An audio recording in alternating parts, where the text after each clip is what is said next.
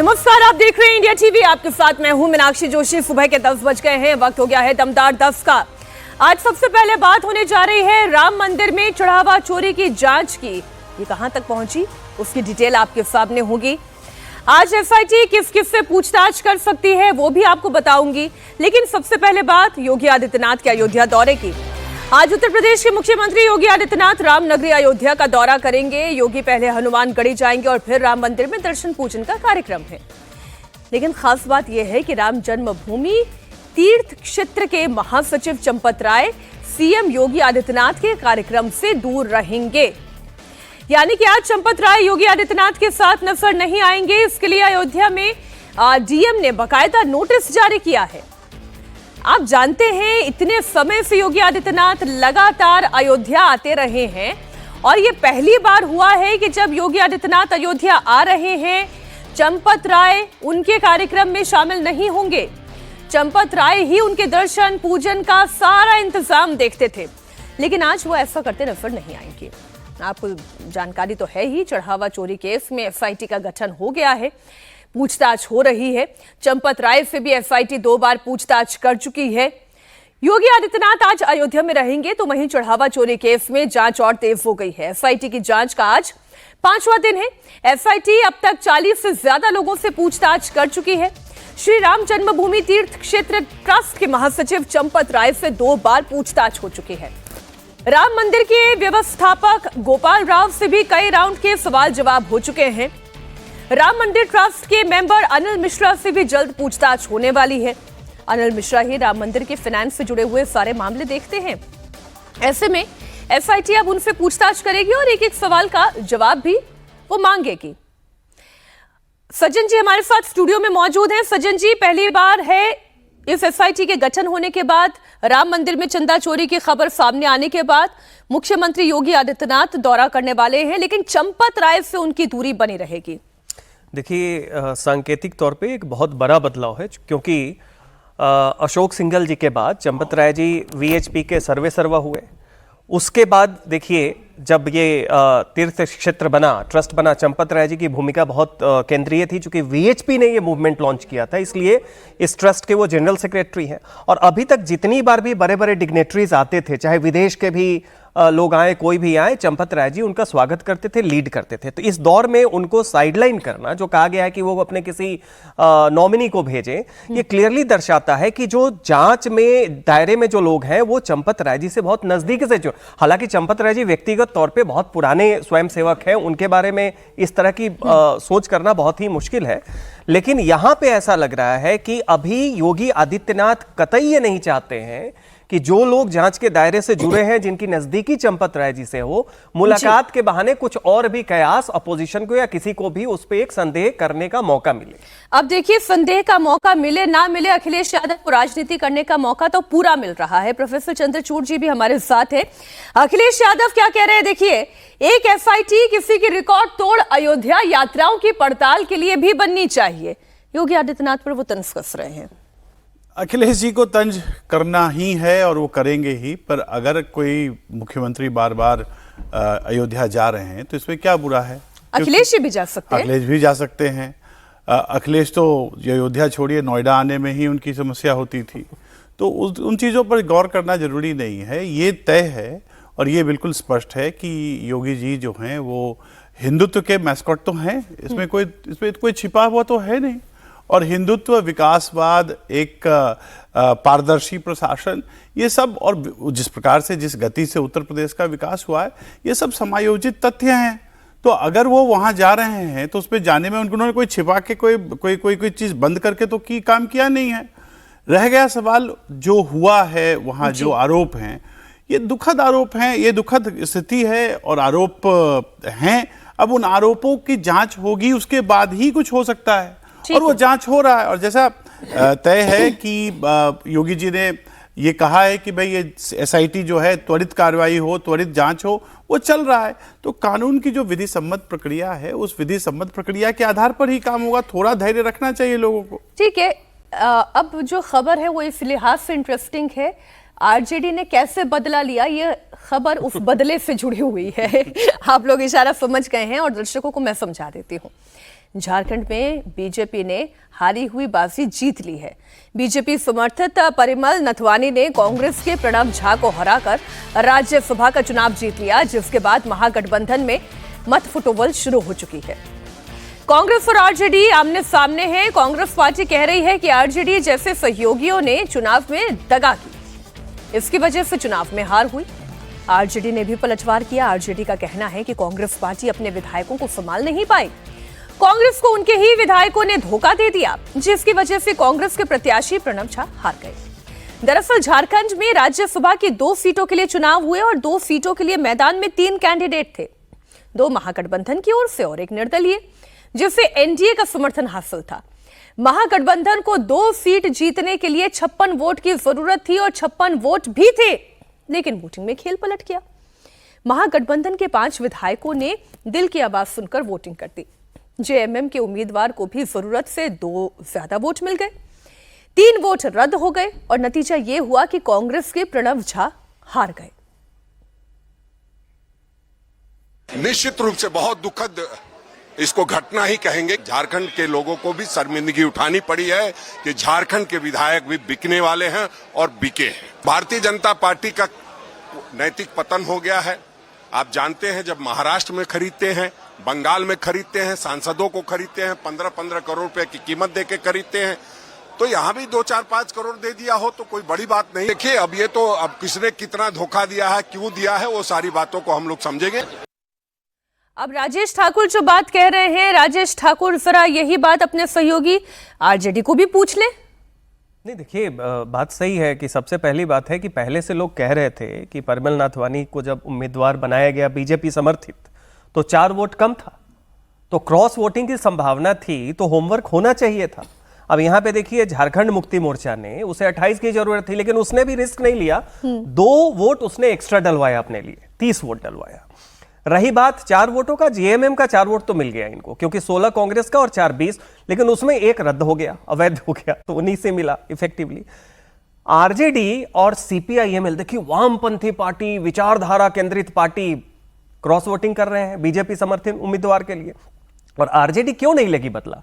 आपने तेजस्वी को अंतिम समय तक अलायंस का कैंडिडेट नहीं घोषित किया, अंत में अशोक गहलोत को आना पड़ा, जो वहां पे अलावरू जो इंचार्ज थे, वो तेजस्वी से मिलने तक नहीं गए, मंच तक साझा नहीं किया। तो ऐसी स्थिति में आप क्यों उम्मीद करते हैं कि तेजस्वी अपने विधायकों से कहेंगे, और कहेंगे भी तो कितना सुनेंगे अलग बात है, लेकिन फिर भी वो क्यों करें? तो वैसी स्थिति में देखिए, इंडिया ब्लॉक के अंदर का जो अंतर्विरोध है, यहां वो भी दिख रहा है। जो 1 सीट आना चाहिए था कांग्रेस को, वो हाथ से इसी कारण से निकल गया। मुझे तो ये लगता है कि देखिए, कांग्रेस का जो गठबंधन है, मुझे लगता है कि वो सिर्फ कागजी है और सतही है, और उसका कारण मैं बताता हूं। ये हार जो हुई है, ये हार बहुत ही कांग्रेस पर एक बहुत बड़ा प्रश्न उठाता है, क्योंकि प्रणव झा के बारे में 2 बातें कही जा रही थी। एक तो वो रैंक से नीचे से ऊपर के बढ़ करके, दूसरा संगठन के मामलों को देखते थे। तो संगठन के व्यक्ति का, अगर कांग्रेस के संगठन का व्यक्ति का अगर अलायंस में हार हो जाता है, तो इसका मतलब यह है कि कांग्रेस को बहुत बहुत बड़ी लंबी बीमारी लगी हुई है, और जिसका उपचार कांग्रेस के अंतर्गत है, कांग्रेस के बाहर नहीं है, पहली बात। दूसरी बात, जहां तक इस पूरी व्यवस्था का सवाल है, कोई अभी कह रहे थे, कांग्रेस के जो भी अध्यक्ष रहे होंगे, वो कह रहे थे कि जी खरीद लिया गया। अरे, खरीदने से ज्यादा बिकने वालों पर भी तो सोचना होगा, कौन बिक रहा है। और अगर आपके अलायंस के लोग बिक रहे हैं, तो ये सबसे बड़ा प्रश्न तो आप पर है, आपको इंट्रोस्पेक्ट करने की आवश्यकता है। तो मुझे लगता है कि ये दूसरों पर आरोप बढ़ने से, इसलिए कह रहा हूं कि ये स्वप्न लोकीय हैं। अभी राहुल गांधी कुछ और वक्तव्य देंगे, और उन वक्तव्यों पर ही फिर वो राहुल गांधी का एक वक्तव्य मैं भी लेकर आई हूं, अभी आऊंगी मैं उस मुद्दे पर, लेकिन ये क्योंकि जब सीटों के समीकरण की बात हो रही है, तो हम राज्यसभा की सीटों की भी बात कर ले। 10 राज्यों में 27 सीटों पर हुए राज्यसभा चुनाव के नतीजे आ चुके हैं। इन 27 सीटों में से 20 सीटें एनडीए के खाते में गई है, जबकि इंडिया अलायंस के खाते में 6 सीटें गई है, 1 सीट अन्य को मिली है। ऐसे में राज्यसभा में एनडीए को जबरदस्त फायदा हुआ है। एनडीए को राज्यसभा में अपने दम पर बहुमत हासिल हो गया है, अपने दम पर बहुमत हासिल हो गया है। 27 सीट, 20 एनडीए जीती, इंडिया अलायंस के पास आई 6। अब ये जब हम स्कोर कार्ड की बात कर रहे हैं, इंडिया अलायंस का स्कोर कार्ड क्या है और कितना मजबूत है? नहीं देखिए, राज्यसभा में देखें तो 245 सीट है, उसमें 12 मनोनीत होते हैं, नॉमिनेट होते हैं, तो 233 है। मेजॉरिटी सबको जोड़ ले तो आपको चाहिए लगभग 123 के करीब चाहिए। ऑलरेडी एनडीए का 150 सीट है, अभी 116 अकेले बीजेपी का है, बाकी सहायक दल है। बंगाल में 4 राज्यसभा सांसदों ने टीएमसी के रिजाइन किया है, तो वो अभी बढ़ेगा। अभी और भी बाकी जगहों से चल रहा है, तो कुल मिला के 2/3 बहुमत जो लगभग 164 के करीब है वो दूर नहीं है। लोकसभा में आप देख ही रहे हैं, तो गणित तो यहां पे एनडीए का, इंडिया ब्लॉक का क्या है कि इंडिया ब्लॉक की संख्या लगभग 50-55 राज्यसभा पे छट गई, जबकि उसमें डीएमके वगैरह और जुड़ते तो 60 से ऊपर जाती, लेकिन वो भी अलग हो रहे हैं। तो सवाल अभी ये है कि एनडीए तो फैल रहा है, अब आप भले ही कहें कि साम दाम दंड भेद, वो बात मैकियावेलियन पॉलिटिक्स वाली है, लेकिन इंडिया अलायंस के जो अलाइज थे, जो बीजेपी के विरोधी हैं, डीएमके हो गए, बीआरएस हो गए तेलंगाना से, वो सब भी अब इंडिया ब्लॉक से दूरी बना रहे हैं।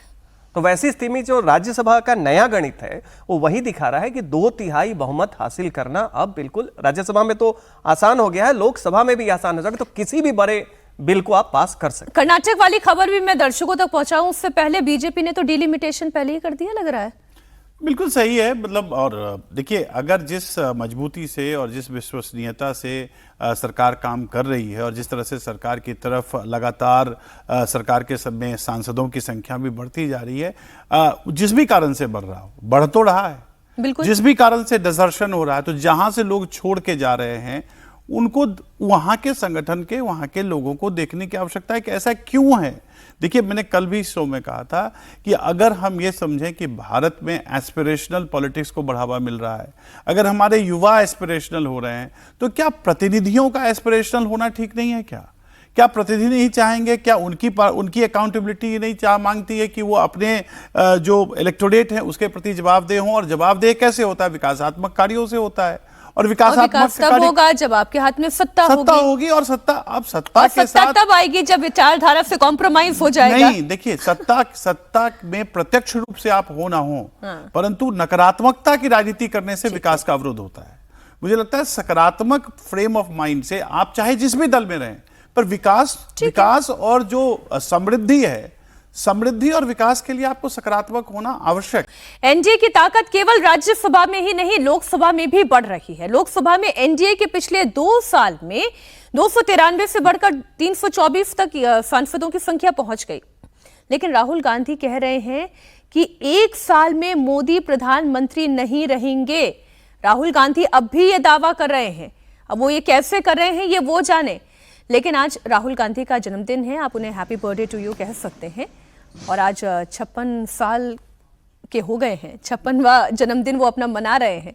सवाल यह है कि 56 साल के राहुल गांधी क्या 56 इंच वाले का सामना कर पाएंगे? क्योंकि जरा वो आंकड़ा हमारे दर्शकों के सामने रख दें लोकसभा का, और 298 का वो आंकड़ा मैं इसलिए सज्जन जी कोट कर रही हूं क्योंकि जो आखिरी बार वो डिवीजन हुआ था उसमें 298 नंबर वो एनडीए के पास थे। अब उसमें से 20 आप उद्धव, हाँ ये टीएमसी के आप निकाल लीजिए, और 6 जो है वो आपके उद्धव ठाकरे के सांसदों को आप जोड़ लीजिए, बिल्कुल, तो ये संख्या बढ़ जाती है। उसके अलावा और भी देखिए कि जो डीएमके के सांसद हैं लगभग कितने 34-35 के करीब है, वो अब अलग हो गए हैं और टैक्टिकली वो वॉकआउट कर सकते हैं, एब्सटेन कर सकते हैं, या कुछ मुद्दों पे सपोर्ट भी कर सकते हैं। वो आप देख लें। और धीरे धीरे क्या होता है कि एक डोमिनो इफेक्ट होता है, ठीक है, जब नॉन अलाइंड पार्टी जो ना तो इंडिया ब्लॉक के साथ है ना एनडीए के साथ है, जब उन्हें भी दिखता है, और बहुत सारे इंडिया ब्लॉक के छोटे छोटे अधूरी जो हैं वो भी क्या करते हैं, टैक्टिकल सपोर्ट देते हैं। तो वैसी स्थिति में अगर आप अभी देखें, जो डिलिमिटेशन और विमेन रिजर्वेशन में जो चेंज करना था सेंसस ईयर 2011 करना था 21 से, जो बिल 2/3 बहुमत पाने में सफलता नहीं मिली, अब वो बिल्कुल लग रहा है कि इस मॉनसून सेशन में अगर इंट्रोड्यूस होता है, जो कि खबर आ रही है, तो उसको सफलता मिल जाएगी। और ये राहुल गांधी के लिए देखिए क्या है, नेता विपक्ष हैं, जन्मदिन है, उनको बधाई। ऐसा लगता है कि एक तो कांग्रेस का संगठन कमजोर हो रहा है दिन ब दिन, लेकिन राहुल गांधी की अगर पॉलिटिक्स देखें और उनका इशू उठाने का तरीका देखें तो ऐसा लग रहा है कि वो चुनाव जीतने में बहुत ज्यादा इंटरेस्टेड नहीं है। वो एक आइडियोलॉजिकल जो आइडियोलॉग होता है कि देश में कोई वैसी विचार की बात करें, धारा की बात करें।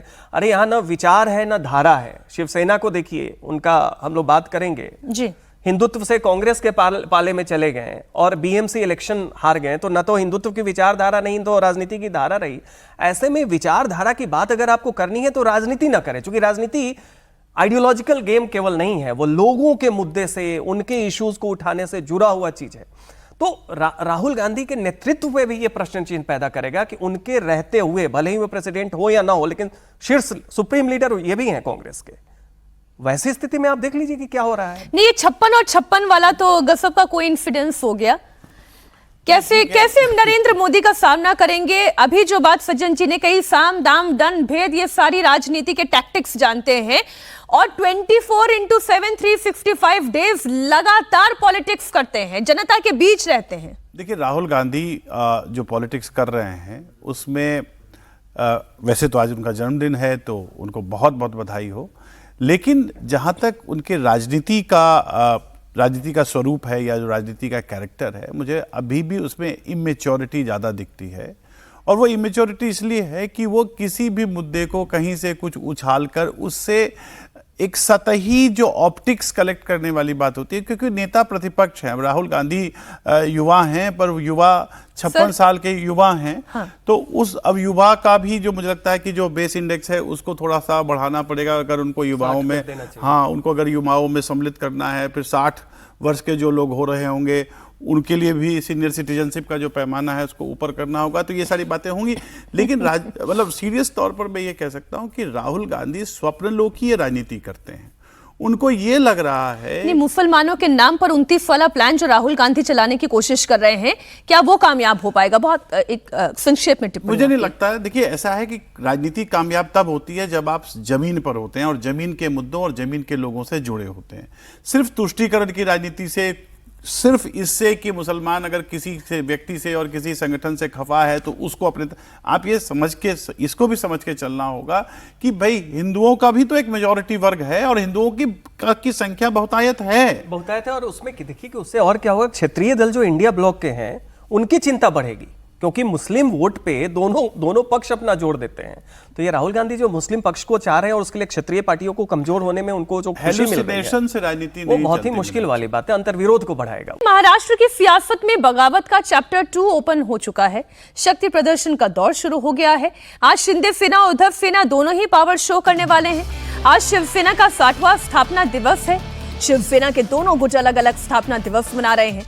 मुंबई की सड़कों पर उद्धव और शिंदे गुट के पोस्टर और बैनर चस्पा किए गए हैं। आज शाम 6 बजे गोरेगांव के नेस्को सेंटर में शिंदे सेना का प्रोग्राम है। एकनाथ शिंदे इस मौके पर शिव सैनिकों को संबोधित करेंगे। कार्यक्रम में शिंदे शिवसेना के सभी प्रमुख विधायक, मंत्री, सांसद सब मौजूद रहेंगे। वहीं शाम 7:30 बजे उद्धव सेना का प्रोग्राम है। उद्धव ठाकरे साइन माटुंगा के षणमुखानंद हॉल में शिव सैनिकों को संबोधित करेंगे। हालांकि उद्धव के प्रोग्राम में अब कितने ही सांसद और विधायक पहुंचेंगे, यह सवाल इसलिए है क्योंकि कल दिल्ली में हुई मीटिंग में 9 में से 3 ही सांसद पहुंचे थे। शिंदे गुट का दावा यह है कि उद्धव के 20 विधायकों में से 16 विधायक उनके संपर्क में हैं और पार्टी बदलने के लिए तैयार हैं। और इधर पार्टी में दूसरी बार टूट के बाद उद्धव ठाकरे टूट के बाद एक्टिव हुए हैं। बड़ी खबर यह है, आज उद्धव ठाकरे कार्यकर्ताओं के साथ रिव्यू मीटिंग करने जा रहे हैं। उद्धव ने मुंबई नॉर्थ ईस्ट के कार्यकर्ताओं के साथ एक समीक्षा बैठक बुलाई है। यह वही लोकसभा क्षेत्र है जहां से शिवसेना यूबीटी के संजय दीना पाटिल सांसद हैं। संजय दीना पाटिल 6 बागी सांसदों में शामिल हैं। एक और खबर आपको दे दूं, यह भी महाराष्ट्र से ही है। उद्धव सेना की तरफ से मिल रही धमकियों के बीच बागी सांसदों की सुरक्षा बढ़ा दी गई है। गृह मंत्रालय के निर्देश पर महाराष्ट्र पुलिस को Y+ कैटेगरी की सुरक्षा देने की बात कही गई है। इस बीच खबर यह भी है कि उद्धव के सभी 6 बागी सांसदों को दिल्ली से जयपुर शिफ्ट किया गया है। दरअसल उद्धव गुट के संजय राउत लगातार बागी सांसदों को धमकी दे रहे हैं, उनके खिलाफ अपशब्द कह रहे हैं कि बगावत करने वाले ऑपरेशन तुड़वा के डर से जयपुर में छिपे हुए हैं। जल्दी से ये बयान सुन ले संजय राउत का। महाराष्ट्र में जहां जहां ये लोग जिस चुनाव क्षेत्र से आए हैं वहां के लोग सड़क पर उतरे हैं। इतने आसान नहीं है इस बार की बेईमानी बहुत महंगी पड़ेगी एकनाथ शिंदे को भी और ये जो 5-6 जो गद्दार लोग हैं उनको भी। अब हम चुप नहीं बैठने वाले। सुबह बताया हम लोगों उनको घर में रहना मुश्किल होगा। मैं आपको ऑन रिकॉर्ड बोल रहा हूँ, अपने चुनाव क्षेत्र में जाकर दिखाइए वो अगर जाएंगे तो वहाँ भारत की सेना लेकर जाना पड़ेगा। पार्टी ऑन रिकॉर्ड टूट चुकी है और ऑन रिकॉर्ड संजय राउत धमकी दे रहे हैं, क्या इससे पार्टी जुड़ जाएगी? पहला सवाल तो ये। और अब उद्धव ठाकरे पार्टी के टूट जाने के बाद एक्टिव हुए हैं, इसका फायदा कितना मिल पाएगा? जो होना था वो तो हो चुका है। नहीं देखिए, हाँ बोलिए। देखिए इसमें दो तीन बातें हैं कि लेजिस्लेटिव पार्टी की मेजॉरिटी तो इनकी खत्म हो गई है, विधायक दल में भी देखिए कब तक रहता है। रही बात संगठन की ताकत आपको बीएमसी इलेक्शन में दिखना चाहिए था, वो आपका गढ़ था। बाला साहब ठाकरे, आज स्थापना दिवस है 60वां, जब 1966 में स्थापना हुई तो उसका आधार जो था वो मुंबई था, और मुंबई में मराठा मानुष के कॉल ने कि वहाँ पे जो बाहर के गुजरात के उस समय दक्षिण भारतीयों को उन्होंने टारगेट किया था। लेकिन सबसे बड़ी बात थी मराठा स्मिता और मराठा मानुष की बात, तो उसमें ऐसा लग रहा था मुंबई पूरा उनके पीछे खड़ा है, और धीरे धीरे देखिए वो एक ताकत बन के निकली और महाराष्ट्र की राजनीति को बदल दिया। आज मुंबई में इनकी शाखा है, सब कुछ है, कितने इनके साथ? ठाणे मुंबई में तो ऑलरेडी वो एकनाथ शिंदे के क्षेत्र में चले गए हैं, और बाकी मुंबई में बीजेपी की तरफ चले गए हैं। तो वैसी स्थिति में सक्रियता है, लेकिन वही है कि अब पछताए क्या फायदा जब चिड़िया चुग गई खेत। नहीं, मुझे लगता है कि उद्धव ठाकरे को मैंने पहले भी कहा है, उद्धव ठाकरे को फिर से इस बात, देखिए कोई भी राजनीतिक दल जिस जमीन पर टिकी है, जो उसका मूलभूत आधार है, उस मूलभूत आधार में जब डाइल्यूशन होना शुरू होता है तो जाहिर तौर पर जन समर्थन उससे हटता जाता है।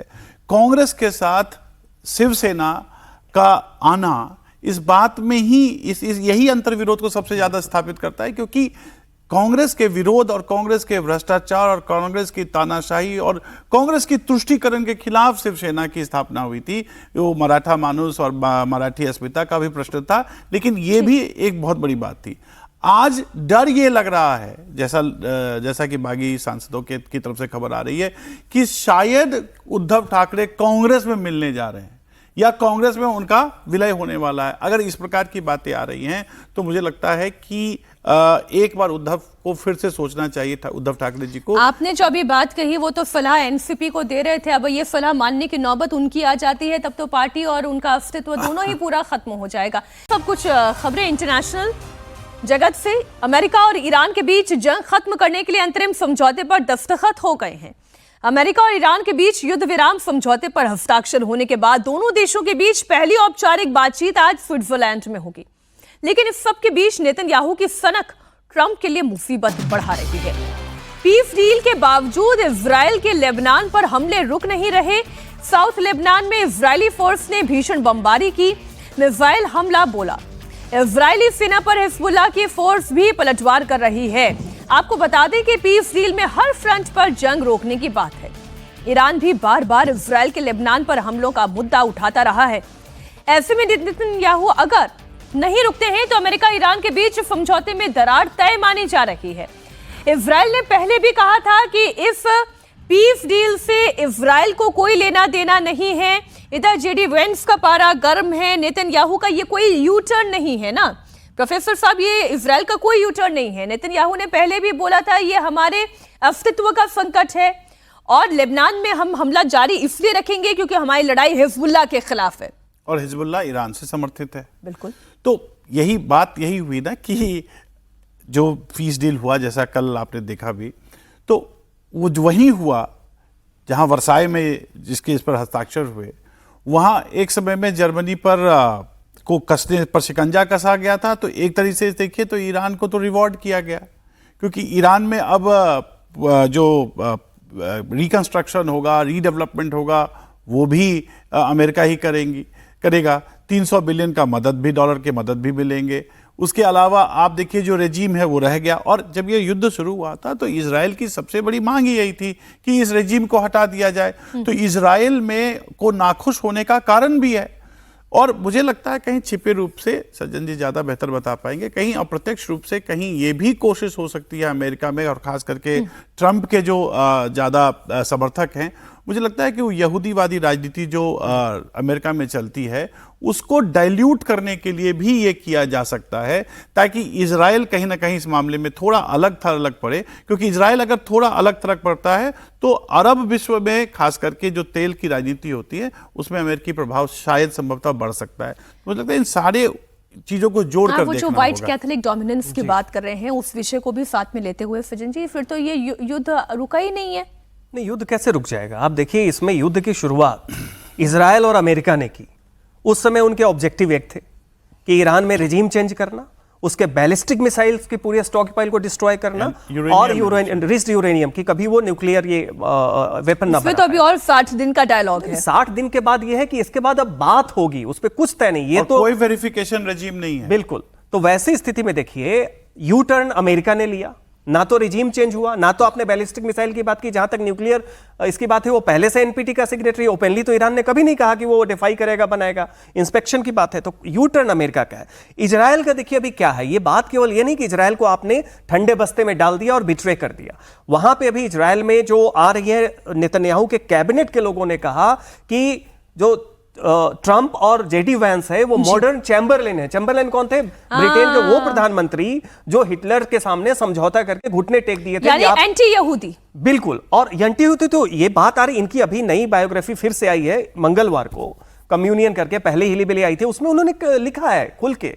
मेरे ख्याल आपको हिलीबिली हमारे दर्शकों को समझा देना चाहिए। देखिए, हिलीबिली एलेजी जो है उसका हिंदी में क्या होगा कि एक देहाती की शोक कथा, यानी यहूदियों को वहां पे हिलीबिली नहीं, वो अपनी बात कर रहे हैं। अच्छा। कि वो एक ग्रामीण परिवेश से आते हैं और वहां से एक वाइट आइडेंटिटी को क्या फेस करना पड़ता है, एलीट के खिलाफ जो नफरत होता है, जो आप देख रहे हैं। और ये लोग धार्मिक रूप से कैसे वो दिखाते कि हम एथिस्ट थे। और दूसरी जो उनकी बायोग्राफी आई है कम्युनियन अभी मंगलवार को, उसमें लिख रहे हैं कैसे हम अपने बच्चों को लेके रोज हर संडे को चर्च जाते हैं और हम एक समय में एथिस्ट थे, अब ईश्वर में हमारी पुनर्प्राप्ति हुई है। और हमारे यहाँ जो रिपब्लिकन यंग जनरेशन है वो मानते हैं कि यहूदी और इजराइल कैसे अमेरिका को चला रहा है बहुत। और मागा जो बेस है, मेक अमेरिका ग्रेट अगेन, उसमें भी आप देखिएगा एंटी सेमिटिक, मतलब एंटी इजराइल सेंटीमेंट है।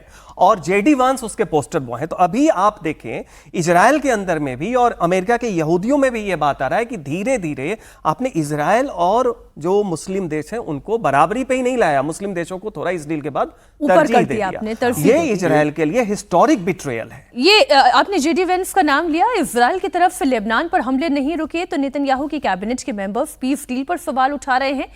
अमेरिका के उपराष्ट्रपति जेडी वेंस की तरफ से बयान आया। अमेरिकी उपराष्ट्रपति जेडी वेंस ने इजराइल को जमकर खरी खोटी सुनाई। वेंस ने कहा कि इजराइल केवल 90 लाख आबादी वाला देश है, हर समस्या का हल लोगों को मारकर नहीं निकाला जा सकता। जेडी वेंस ने साफ कर दिया कि पीस डील के बाद इजराइल को लेबनान पर हमले बंद करने होंगे। इजराइल के हमले में आम नागरिक मारे जा रहे हैं जो बर्दाश्त नहीं किया जा सकता। साथ ही वेंस ने इजराइल को यह भी याद दिलाया कि अमेरिका की मदद के बिना उसका किसी भी फ्रंट पर टिकना मुमकिन नहीं है।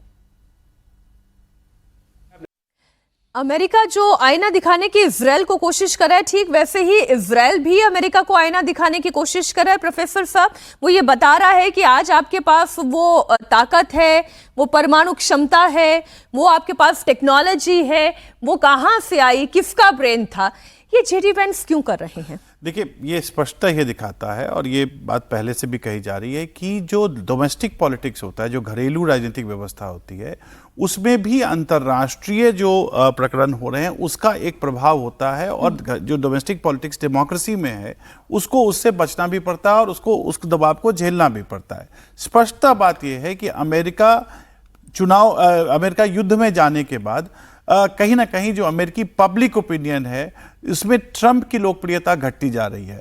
और उस घटती हुई लोकप्रियता को पुनर्स्थापित करने के लिए ये आवश्यक है कि जो अमेरिकी इस्टेब्लिशमेंट है वो कहीं ना कहीं इस युद्ध से वापस आए। और वो युद्ध इसलिए नहीं रुक पा रहा कि जैसे ही कुछ पीस डील होता है, जैसे ही कोई बात आगे बढ़ती है, उधर इजराइल और लेबनान की जो व्यवस्था है या जो समस्या है वो और उग्र रूप ले लेती है और इस कारण से ये युद्ध की जो पीस डील है वो रुक जाती है।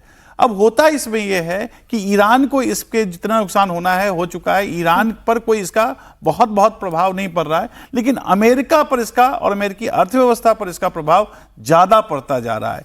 तो उस व्यग्रता को समाप्त करने के लिए मुझे लगता है जेडी वेंस इस प्रकार का एक आवरण दिखा रहे हैं जिसमें कि उनका कहना है कि जो किया जा रहा है वो सही वही है। सही है। देखिए, और एक और भी बात है, जो जर्मनी से जब ज्यूज का इमिग्रेशन अल्बर्ट आइंस्टीन से लेके बड़े बड़े जो आज के डेट में वहाँ की इकोनॉमी को चला रहे हैं, जेविश लॉबी है, फिनेंशियली हो, न्यूक्लियर बॉम्ब की बात हो, तो ये इशारा वहीं पे है कि आप जेडी वॉन्स ये कहने की कोशिश कर रहे हैं कि अमेरिका के बिना इजराइल कुछ नहीं, और ये ट्रंप के बाद एक नया है कि हमारे बिना यूक्रेन कुछ नहीं है, हमारे बिना एक दिन नहीं टिक पाओगे।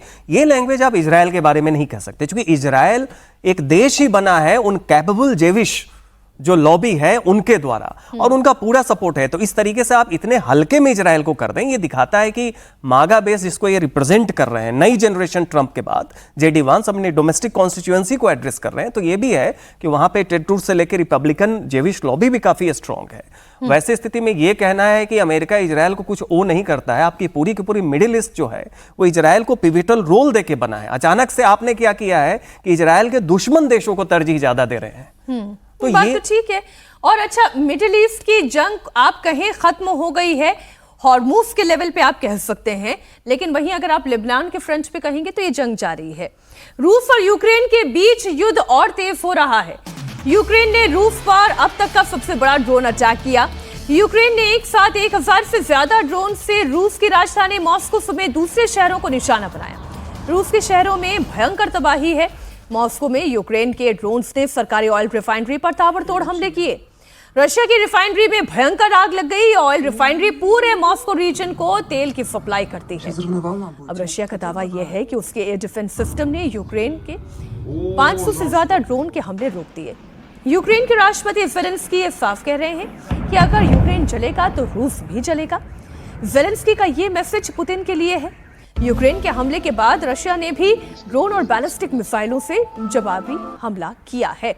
अब मुझे ये लग रहा है कि ये क्यों एक्सेलरेट हो रहा है, क्योंकि सज्जन जी आपको ध्यान है अमेरिका ने एक इशारा किया था, ईरान के ऊपर से सैंक्शंस हटेंगे लेकिन रशिया के ऊपर सैंक्शंस लगने शुरू हो जाएंगे। बिल्कुल सही बात है, और इसीलिए टाइमिंग बहुत इंपॉर्टेंट है कि जैसे ही ईरान के फाइल को, चूंकि वो एक फाइल था ट्रंप के लिए, बंद किया ट्रंप ने, अब पूरा का पूरा G7 में भी देखिए यूरोपीय जो देश हैं और यूरोपियन यूनियन है और नेटो के बाकी यूरोपीय अलाई है, वो कह रहे हैं कि अब आप यूक्रेन पे ध्यान दें और रशिया के खिलाफ फ्रंट को करें, तो एक लेवरेज भी है। तो यूक्रेन ये मैसेज देने की कोशिश कर रहा है कि वो मिसाइल और ड्रोन को इंटीग्रेट करके जो एक नई टेक्नोलॉजी है कि देखिए अगर अमेरिका हमें सपोर्ट करे तो हम वॉर के डायरेक्शन को चेंज करने में कैपेबल हैं। तो ये यूक्रेन की तरफ से भी दिया जा रहा है, और ये जवाबी हमला भी है जो अभी कीव में हुआ था, रशिया ने किया था। उसमें हिस्टोरिकल हेरिटेज प्रोटेक्टेड जो वहां की एक मोनेस्ट्री थी उसको डिस्ट्रॉय किया गया। लेकिन अभी सबसे इंपॉर्टेंट बात यह है कि रशिया का एयर डिफेंस सिस्टम अगर मॉस्को को नहीं प्रोटेक्ट कर रहा है, जो सबसे ज्यादा हेवीली प्रोटेक्टेड सिटी वर्ल्ड की मानी जा रही है, तो ये दिखाता है कि आने वाले टाइम में जो हाइब्रिड टेक्नोलॉजी है कि अमेरिका ईरान को नहीं हरा पाया, रशिया इतने पावर के साथ यूक्रेन को नहीं कर पाया, हालांकि उसके पीछे बहुत सारे देशों का सपोर्ट है, लेकिन यह भी है कि ऐसी स्थिति में कहीं ना कहीं ये डील के लिए रशिया को बाध्य किया जाए, क्योंकि मॉस्को पे हमला का मतलब है कि वॉर जो है जो रशिया के लोग हैं उनके बिल्कुल नजदीक कोर एरिया में ले जाए, अंदर चला गया। ये एक और बात बताता है जो अभी आपने बात कही, ईरान के भी और यूक्रेन के भी संदर्भ में इंडिस्पेंसिबल कोई नहीं है, ना वो अमेरिका है और ना एक मुझे इसमें यह भी लग रहा है कि कहीं ना कहीं ये जो अब हॉर्मुज का डील अगर हो जाता है, ईरान का डील हो जाता है, या कम से कम 60 दिनों तक उस पर कुछ यथास्थिति बंदी बनी रहती है, तो हो सकता है कि नाटो के अपने उन एलाइज को जिनसे थोड़ा अमेरिका अलग हुआ था या जो थोड़ा अमेरिकी राष्ट्रपति से थोड़े नारुष्ट भी हो गए थे, जिसमें ग्रीनलैंड वाला भी इशू और खास करके फ्रांस के राष्ट्रपति थोड़े उसे अमेरिका ने अपने आप को नाटो से अलग करने की बात तो कही थी। तो मुझे लगता है कि उसको फिर से वापस लाकर उस विश्वास को प्राप्त करके रशिया का जो ईस्टवर्ड एक्सपेंशन का जो एक बहुत पुराना मुद्दा था, मुझे लगता है कि वो उसको लाया जाएगा। और इससे एक और चीज हो रहा है कि जैसे एक तरफ तेल की कीमतें थोड़ी स्टेबलाइज होने लगती हैं, थोड़ी नीचे गिरने लगती हैं, तो कहीं ना कहीं एक ऐसा कोई लॉबी भी है जो तेल की कीमतों को अस्थिर बनाए रखना चाहता हो, क्योंकि उस अस्थिरता से कहीं ना कहीं जो विकासशील देश हैं उनकी आर्थिक व्यवस्था पर शिकंजा करने की कोशिश। तो ये बड़े मल्टी डायमेंशनल पॉइंट्स होते हैं जिसके रूप में इसको समझा जा सकता है। इंटरनेशनल मंच पर भारत ने पाकिस्तान को एक बार फिर से मुंह पर तमाचा मारा है। कश्मीर और आतंकवाद को लेकर भारत ने यूनाइटेड नेशन में एक बार फिर से मुंहतोड़ जवाब दिया है। संयुक्त राष्ट्र में भारत ने पाकिस्तान को कड़ी फटकार लगाई। भारत के राजनयिक अनुपमा सिंह ने पाकिस्तान के झूठे आरोपों का मुंहतोड़ जवाब दिया। पीओके खाली करने को लेकर चेताया। अनुपमा सिंह ने कहा कि जम्मू कश्मीर भारत का अटूट हिस्सा था, है और रहेगा। उन्होंने साफ कहा कि पाकिस्तान को पाकिस्तान ऑक्यूपाइड कश्मीर, पाकिस्तान अधिकृत कश्मीर खाली करना चाहिए, क्योंकि उसने भारत की जमीन पर अवैध कब्जा कर रखा है। Jammu and Kashmir was, is and will always remain an integral and inalienable part of India. The only unresolved issue is Pakistan's illegal occupation of Indian territories and their return. Mr. Vice President, Pakistan's propaganda cannot obscure the reality of repression in Pakistan-occupied Jammu and Kashmir. The ongoing tragedy in Rawalakot, the killing of hundreds of civilians and the brutal crackdown across Pakistan-occupied Jammu and Kashmir are the predictable outcome of a system built on forcible occupation and sustained through repression. Decades of military land grabs, demographic engineering, and the denial of basic freedoms have brought matters to a point where even demand for bread, electricity, rights and dignity are met with bullets and brutality. This should surprise no one. An illegal and illegitimate occupation can be sustained only through force. आतंकवादियों को पालने वाला देश पाकिस्तान, हालांकि उसके चेहरे पर आप कितने भी तमाचे मार दो, वो फिर से अपने गाल को सहला के वही चेहरा आगे कर देता है। सचिन जी, ये तो उनकी पुरानी बीमारी है। लेकिन पीओके की हकीकत पूरी दुनिया के सामने है। वहां पर कैसे मास किलिंग हुई, कैसे निहत्थों को मारा गया, और पीओके की जो समस्या है वो भी जेन्युइन है। मुनीर के पास चॉइस नहीं है। देखिए, बिल्कुल ये पाकिस्तान के उस पूरे प्रोपेगेंडा को भी जो इंडिया में कश्मीर को लेके उन्होंने किया पूरी दुनिया में, उसको भी एक्सपोज करता है कि आप पीओके जो पाक अधिकृत कश्मीर है उसमें ब्रेड एंड बटर के इश्यूज पे, इकोनॉमिक इश्यूज पे वहां पे ज्वाइंट एक्शन कमेटी जो बनी हुई थी उसके साथ तो 2022 के बाद से ये लोग साथ में बात कर रहे थे। सरकार अचानक जब चुनाव नजदीक आता है और जब आप पब्लिक का प्रेशर देखते हैं तो उसमें गोलियां चलाते हैं। तो ये जो असीम मुनीर की जो रजाकारी है कि रजाकार की तरह जो भी आवाज उठाए ब्रेड बटर के लिए, जेन्युइन, वो कोई पॉलिटिकल भी बहुत ज्यादा नहीं था कि वो कह रहे थे कि हमें भारत में मिलना, वैसा भी नहीं था। तो ये दिखाता, और यही चीज हमने पहले भी कहा कि ये चीज आप बलोचिस्तान में देखे, ये आप सियाल वहां पे खैबर में भी देखिए, खैबर पख्तूनख्वा में देखिए, स्वाट वैली में देखिए, तो हर जगह जो ये है, एक जो पंजाबी एलीट है वहां की, वो पाकिस्तान के 60% टेरिटरीज पे जो पंजाब को छोड़ के है, चाहे सिंध हो, चाहे बलोच हो, चाहे खैबर पख्तूनख्वा हो, स्वात वैली हो, और इधर गिलगित बल्तिस्तान और पीओके हो, हर जगह उनकी वही दमनकारी नीति है। और ये पीओके का इंसिडेंट जो रावलकोट की, जिसका हवाला यूएन में अनामिका सिंह हमारी राजदूत दे रही थी, वो देखिए वो एक्सपोज कर रहा है पाकिस्तान के पूरे प्रोपेगेंडा को जो भारत हमेशा से कहता रहा है। देखिए, जो सज्जन जी कह रहे हैं उस चीज़ को, मेरे ख्याल से एक किताब भी आई थी जिसमें ये कहा गया था कि पाकिस्तान की सेना में खास करके एथनिक होमोजेनिटी ज़्यादा है, 90% से ज़्यादा पाकिस्तानी पंजाबी इलीट हैं, और जाहिर तौर पर उसका एग्रेसिव होना उस मामले में स्वाभाविक होता है। बांग्लादेश में भी। लेकिन दूसरी बात जो ये खबर आप दिखा रही हैं, इसमें आप समझिए कि पीओके ऑक्यूपाइड कश्मीर में एक सिविल राइट मूवमेंट है। इस सिविल राइट मूवमेंट पर एंटी टेरर लॉ लगाया जा रहा है। पीओके से लगभग 1200 मेगावाट की बिजली का उत्पादन होता है जो पाकिस्तान के मेनलैंड को जाता है, और वहां के लोगों को उसको प्रोडक्शन रेट से ज्यादा से खरीदना पड़ता है। सब्सिडाइज्ड फूड गिलगित बल्तिस्तान भेजा जाता है। आप समझिए कि ये एक संघीय ढांचे के अंतर्गत, संघीय ढांचा भी ना कहें, जिसमें पाकिस्तान को पीओके में संचार, डिफेंस, ठीक, वित्त, इन्हीं 3-4 चीजों की का उसका अधिकार क्षेत्र था। बाकी तो वहां स्वायत्त प्रशासन की व्यवस्था थी। लेकिन जिस प्रकार से वो अतिक्रमण वहां हो रहा है, मुझे तो लग रहा है कहीं ना कहीं ये बांग्लादेश में जो हुआ 1971 में, कहीं वो पाकिस्तान ऑक्यूपाइड कश्मीर में ना हो जाए और हमें कुछ ना करना पड़े। सर, हमने तो सीटें रिजर्व रखी हुई हैं और बस इंतजार कर रहे हैं कि जिस दिन वहां की आवाम खुद ये फैसला लेगी उस दिन भारत खुले दिल से उनका स्वागत करेगा। आम जिस दिन पकेगा वो आम पकेगा और टपकेगा। अच्छा, एक बड़ी खबर आपको दे दें, दिल्ली हाई कोर्ट से टेलीग्राम को राहत नहीं मिली है। टेलीग्राम पर अस्थायी बैन जारी रहेगा। दिल्ली हाई कोर्ट ने बैन हटाने से इनकार कर दिया है। आपको जानकारी दे दी, नीट के री एग्जामिनेशन के चलते सरकार ने टेलीग्राम पर यह बैन लगाया था, जिसे टेलीग्राम ने चैलेंज किया था। कहा था कि यह बाकी टेलीग्राम यूजर्स के लिए गलत है, लेकिन हाईकोर्ट ने कहा कि यह अस्थायी रूप पर बैन है और यह एग्जामिनेशन होने तक तो जारी ही रहेगा। एक और बड़ी खबर पश्चिम बंगाल से। बंगाल में 20 सांसदों की बगावत और टीएमसी में टूट के बाद ममता कैंप पूरी तरह से अलग थलग पड़ गया है।